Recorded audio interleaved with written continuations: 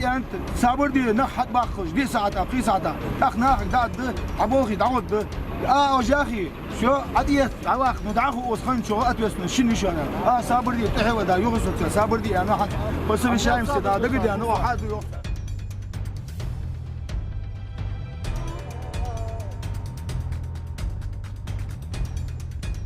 والله تشغل مغمبي واش حد والله بناقش نقول الده ما تيجي قد صلحش كي ازاي نتسال ظلم خدواتش صابر دي طلعتي سرلع تخوز رد خيغول ده دي تخيل دي زدا شو دشوا.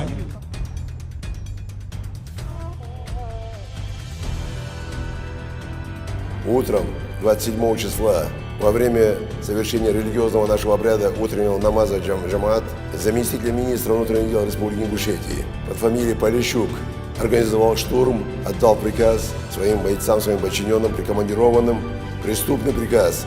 И мы докажем, что он был преступен. На штурм этого религиозного обряда он нарушил статью Уголовного кодекса за воспрепятствование совершения религиозного обряда. И нас было там очень мало, 150-200 человек.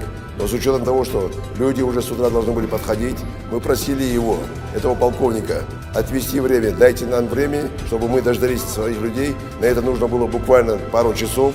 Он не слышал нас.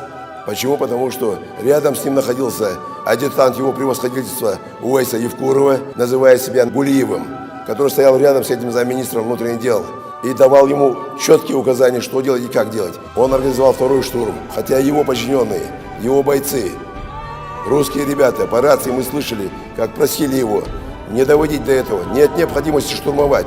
Здесь мирная акция, не делайте этого, куда мы торопимся. Но он не отступился, и он нам ставил 5 минут на размышление, и он начинает штурм. И он организовал этот штурм.